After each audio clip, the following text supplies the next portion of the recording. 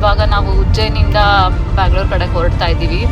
Almost Maharashtra enter ಆಗ್ತೀವಿ ಇನ್ನೊಂದು half an hour within half an ಅವರಲ್ಲಿ. ಈವರೆಗೂ ನಮ್ಮದು 61 ಟೋಲ್ ಕ್ರಾಸ್ ಆಗಿದೆ. ಮಹಾರಾಷ್ಟ್ರ ಎಂಟರ್ ಆದಾಗಿಂದ 2 ಟೈಮ್ ಸ್ಟಾಪ್ ಮಾಡಿದ್ವಿ. ಇವಾಗ ನಾವು ಸೊಲ್ಲಾಪುರ ಎಂಟ್ರಿ ಆಗ್ತಾ ಇದ್ದೀವಿ. Welcome to Karnataka. ಕರ್ನಾಟಕಕ್ಕೆ ಸ್ವಾಗತ.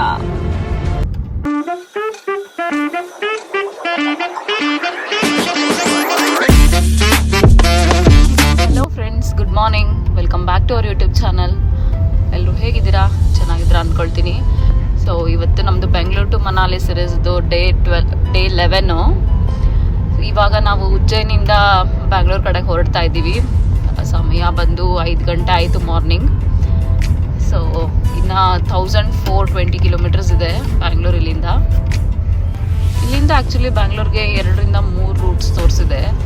ನಾವು ಇರೋದ್ರಲ್ಲಿ ಕಡಿಮೆ ಟೈಮ್ ತೋರಿಸ್ತಾ ಇರೋದನ್ನ ಚೂಸ್ ಮಾಡ್ಕೊಂಡಿದ್ದೀವಿ.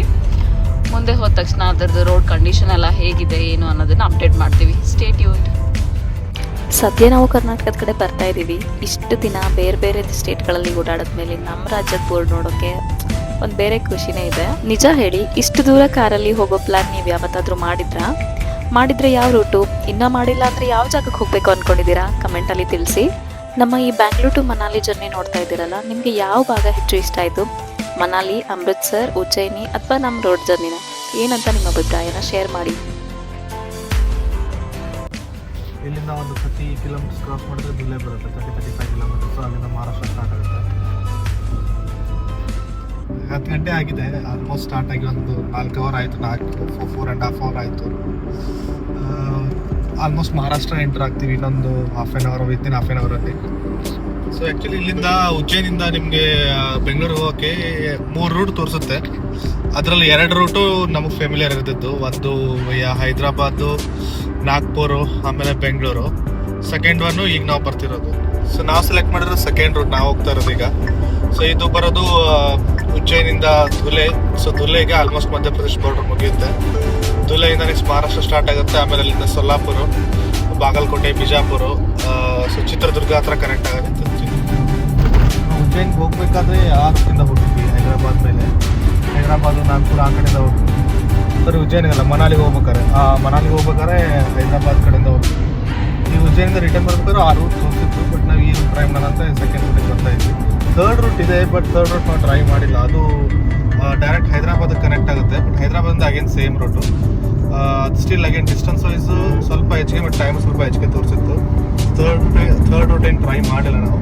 ಸೊ ನಾವು ಬರ್ತಾ ಇರೋದು ಇದು we are Solapur, Bijapur, Bagalkote road. ಇದಾಗೇನು ಚಿತ್ರದುರ್ಗ ಕನೆಕ್ಟ್ ಆಗುತ್ತೆ.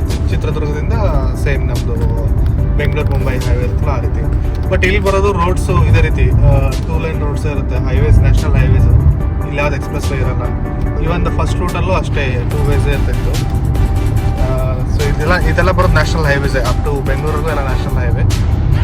ಇಲ್ಲಿ ಸ್ಲೋ ಪ್ರಾಬ್ಲಮ್ ಏನಾಗುತ್ತೆ ಅಂದರೆ, ಈ ರೀತಿ ಟ್ರಕ್ ಬಂದಾಗ, ಆಮೇಲೆ ವೆಹಿಕಲ್ಸ್ ಬಂದಾಗ 2 ಲೈನ್ ಹೋದರೆ ಟ್ರಕ್ಕು ಅಲ್ಲಿ ಆಲ್ಮೋಸ್ಟ್ ಒಂದು 5 ನಿಮಿಷ ಪಾಸ್ ಆಗೋದು ಸ್ಟಕ್ ಆಗುತ್ತೆ. ಅದು ಈ ರೋಡಕ್ಕೆ ಒಂದು ಡಿಸ್ಅಡ್ವಾಂಟೇಜು. ಇಲ್ಲಿವರೆಗೂ ನಮ್ಮದು 61 ಟೋಲ್ ಕ್ರಾಸ್ ಆಗಿದೆ. 10th ಡೇ ಸ್ಟಾರ್ಟ್ ಮಾಡಿದಾಗಿಂದ ಧುಲೆ 2 ಲೈನ್ ಬಾಯ್ತಲ್ಲ ಪ್ರೀವಿಯಸ್ ಟೋಲ್, ಅಲ್ಲಿವರೆಗೂ 61 ಟೋಲ್ ಕ್ರಾಸ್ ಆಗಿದೆ. ಇನ್ನೂ ಮೇ ಬಿ ಬೆಂಗಳೂರು ರೀಚ್ ಆಗೋರ್ಗು ಇನ್ನೂ ಬರ್ಬೋದು. ಇನ್ನೊಂದು 15 to 20 ಈಸಿ ಬರುತ್ತೆ. ಇನ್ನೂ ಹೆಚ್ಚಿಗೆ ಆಗ್ಬೋದು. ಸೊ ಮಿನಿಮಮ್ 20 ಅಂತ ಎಸ್ಟಿಮೇಟ್ ಮಾಡ್ತಾ ಇದ್ದೆ. ಇದು ನಾವು ತೊಗೊಂಡಿರೋದು ಆ್ಯನ್ಯುವಲ್ ಪಾಸು. ಸೊ ಈ ರೀತಿ ಲಾಂಗ್ ಜರ್ನೀಸ್ ಇದ್ದರೆ ಆ್ಯನ್ಯುವಲ್ ಪಾಸ್ ಆಫ್ ಮಾಡೋದು ತುಂಬ ಬೆಟರ್ ಆಪ್ಷನು. ಇಲ್ಲಾಂದರೆ ಆಲ್ಮೋಸ್ಟ್ ಒಂದು 10 ಇಂದ 12 ಟೋಲ್ಗೆ 2 ರಿಂದ 2.5 ಸಾವಿರ ಆಗುತ್ತೆ. ಈ ರೀತಿ ಲಾಂಗ್ ಜರ್ನೀಸ್ ಏನಾದ್ರು ಪ್ಲ್ಯಾನ್ ಮಾಡ್ತಾ ಇದ್ದರೆ ಇಯರ್ಲಿ ಆ್ಯನ್ಯುವಲ್ ಪಾಸ್ ಟೋಲ್ ತೊಗೊಳೋದು ದ ಗುಡ್ ಆಪ್ಷನ್. ಮುಂಚೆ 3000 ಇತ್ತು ಮುಂಚೆ ಅಂದರೆ ಐ ಥಿಂಕ್ ಸ್ಟಾರ್ಟಿಂಗ್ ಇರೋದು ಲಾಸ್ಟ್ ಇಯರು.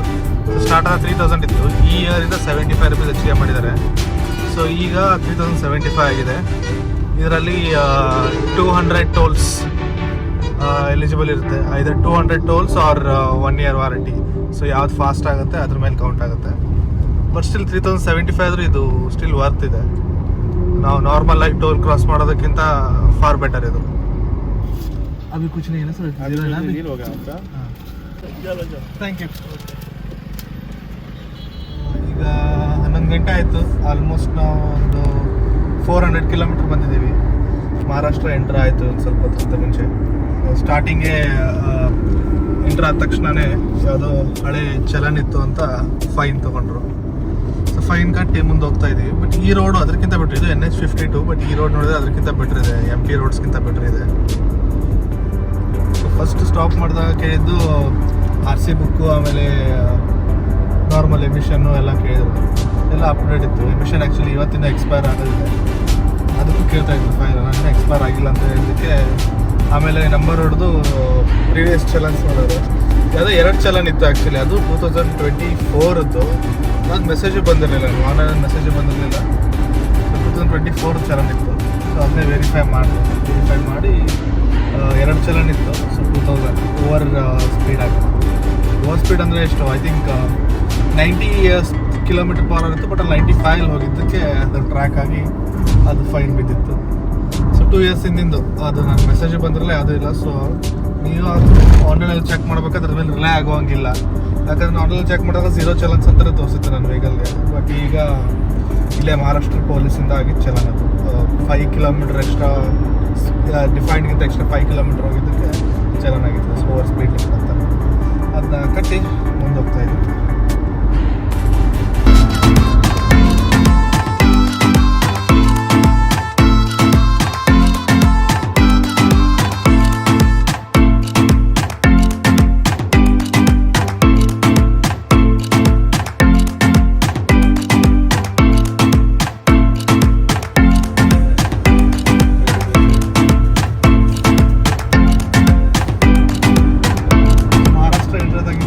ಸ್ಟಾಪ್ ಮಾಡಿದ್ರು. ಸೊ ಪ್ರತಿ ಸಲ ಅವ್ರು ಕೇಳೋದು ಎಮಿಷನ್ ಅಷ್ಟೇ, PUC ಸರ್ಟಿಫಿಕೇಟು, ಆಮೇಲೆ ಇನ್ಶೂರೆನ್ಸು. ಸೊ ಈ ರೂಟಲ್ಲಿ ಟ್ರಾವೆಲ್ ಮಾಡ್ತಾ ಇದ್ದರೆ ಸೊ PUC ಸರ್ಟಿಫಿಕೇಟು ವೆಹಿಕಲ್ದು ಏನಿದೆ ಅಲ್ಲ, ಸೊ ಅದು ಅಪ್ ಟು ಡೇಟ್ ಇರೋದು ಒಳ್ಳೆಯದು. ಇಲ್ಲಾಂದರೆ ಸುಮ್ಮನೆ ಅದನ್ನ ಇದನ್ನ ಅಂತ ಬೇರೆ ಬೇರೆ ಫೈನ್ ಆಗ್ತಾ ಕೂತಿರ್ತಾರೆ. So main PUC and insurance valid ಇದ್ದರೆ ಈ ರೋಡಲ್ಲಿ ಒಳ್ಳೆಯದು.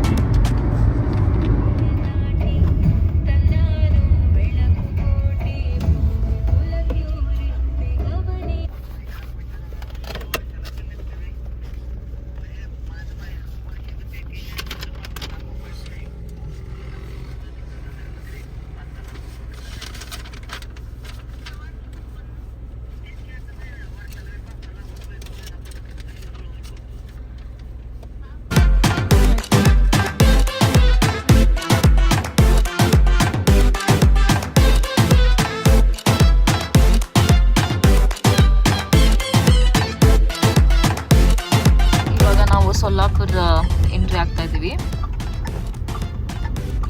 ಸೊ ಇಲ್ಲಿಂದ ಬ್ಯಾಂಗ್ಳೂರಿನ 650 ಕಿಲೋಮೀಟರ್ಸ್ ಇದೆ. Almost 14 hours journey. ಸೊ ಇವತ್ತೆಲ್ಲಾದರೂ ಕರ್ನಾಟಕದಲ್ಲೇ ಸ್ಟೇ ಆಗಿ ಐ ಥಿಂಕ್ ಬಿಜಾಪುರ ಇಲ್ಲ ಬಾಗಲಕೋಟೆ ಆ ಕಡೆ ಸ್ಟೇ ಆಗಿಬಿಟ್ಟು ಬೆಂಗಳೂರು ಕಡೆ ಹೋಗ್ಬೇಕು ನಾಳೆ.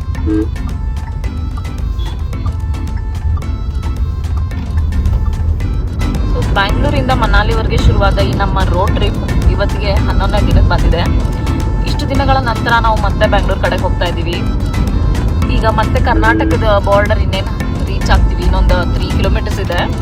ಸೊ ಈ ಟ್ರಿಪ್ ಶುರುವಾದ್ಮೇಲೆ ಪ್ರತಿ ದಿನಾನು ಒಂದೊಂದು ಹೊಸ ಎಕ್ಸ್ಪೀರಿಯನ್ಸ್ ಮಾಡ್ತಾ ಇದ್ದೀವಿ. ಲಾಂಗ್ ಡ್ರೈವು, ಹೊಸ ಸ್ಟೇಟ್ಸು, ಬೇರೆ ಬೇರೆ ವೆದರು, ಮಧ್ಯದಲ್ಲಿ ಸ್ಟೇ ಹುಡ್ಕೋದು, ಫುಡ್ ಸ್ಟಾಪ್ಸು, ಆಮೇಲೆ ದೇವಸ್ಥಾನದ ದರ್ಶನ, ಆಮೇಲೆ ಮಕ್ಕಳ ಜೊತೆಗೆಲ್ಲ ಟ್ರಾವೆಲ್ ಮಾಡೋದು ಅಷ್ಟೊಂದು ಈಸಿ ಆಗಿರಲ್ಲ ಅದು ಇಷ್ಟು ದಿನ.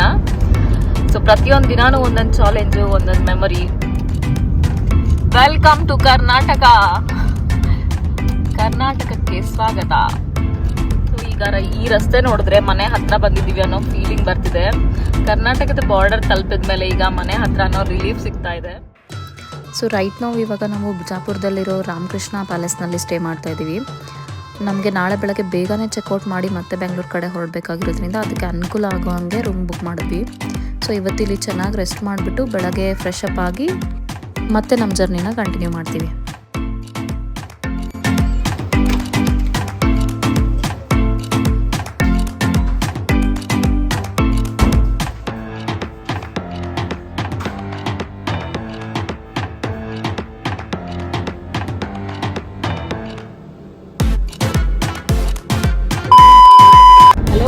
Good morning. ಇವತ್ತು ನಮ್ಮ ಟ್ರಿಪ್ನ ಲಾಸ್ಟ್ ಡೇ. ಸೊ ನಾವು ಬಿಜಾಪುರದಿಂದ ಇವಾಗ ಹೋಟೆಲ್ ಚೆಕ್ಔಟ್ ಮಾಡ್ತಾ ಮಾಡ್ಕೊಂಡು ಬೆಂಗಳೂರು ಕಡೆ ಹೋಗ್ತಾ ಇದ್ದೀವಿ. ಸೊ ಇನ್ನು 10 ಅವರ್ಸ್ ಜರ್ನಿ ಇದೆ ನಮ್ಮದು. ಆಲ್ಮೋಸ್ಟ್ 530 ಕಿಲೋಮೀಟರ್ ತೋರಿಸ್ತಾ ಇದೆ. ಅರೌಂಡ್ 4 o'clock ಆಗ್ಬೋದು ನಾವು ರೀಚ್ ಆಗೋಕ್ಕೆ.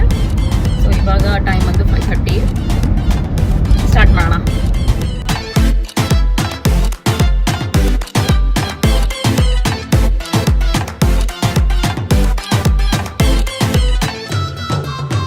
ಒಂದು ವಿಷಯ ಹೇಳಲೇಬೇಕು, ಈ 11 ದಿನದ ಹಿಂದೆ ನಾವೇನು ಬೆಂಗಳೂರಿಂದ ಸ್ಟಾರ್ಟ್ ಮಾಡಿದ್ವಲ್ಲ, ಆವಾಗ ಇಷ್ಟೊಂದೆಲ್ಲ ಮೆಮೊರೀಸ್ನ ನಾವು ತೊಗೊಂಡೋಗ್ತೀವಿ ಅಂತ ಅನ್ಕೊಂಡಿಲ್ಲ ರಿಟರ್ನು. ಸೊ ನಮಗೆ ಪ್ರತಿಯೊಂದು ರಾಜ್ಯ ಆಗಿರ್ಬೋದು, ಪ್ರತಿಯೊಂದು ರಸ್ತೆ ಆಗಿರ್ಬೋದು, ಪ್ರತಿಯೊಂದು ದೇವಸ್ಥಾನ ನಮ್ಮ ಜರ್ನಿನ ಕಂಪ್ಲೀಟ್ ಆಗಿ ಸ್ಪೆಷಲ್ ಮಾಡಿದೆ. ಸೊ ಈ ಟ್ರಿಪ್ಪಿಂದ ನಾವು ಪಕ್ಕ ಕಲ್ತಿದ್ದೇನಂದ್ರೆ, ಲಾಂಗ್ ಟ್ರಿಪ್ ಅಂದ್ರೆ ಬರೀ ಡೆಸ್ಟಿನೇಷನ್ ಅಷ್ಟೇ ಅಲ್ಲ, ಸೊ ಮಧ್ಯದಲ್ಲಿರೋ ಜರ್ನಿ ಕೂಡ ಅಷ್ಟೇ ಇಂಪಾರ್ಟೆಂಟ್ ಆಗಿರುತ್ತೆ ಅಂಡ್ ಅಷ್ಟೇ ಬ್ಯೂಟಿಫುಲ್ ಆಗಿ ಕೂಡ ಆಗಿರುತ್ತೆ. ಈ ಟ್ರಿಪ್ ಅಲ್ಲಿ ನಾವು ಅದು ಎಷ್ಟು ಸತಿ ಗೂಗಲ್ ಮ್ಯಾಪ್ಸ್ ನ ಚೇಂಜ್ ಮಾಡಿದೀವೋ ಗೊತ್ತಿಲ್ಲ. ಈ ರೂಟ್ ಹೋಗೋದಾ, ಆ ರೂಟ್ ಹೋಗೋದಾ, ಎಷ್ಟು ದೂರಪ್ಪ ಅಂತ ಅನ್ಕೊಂಡಿದ್ದು ಇದೆ.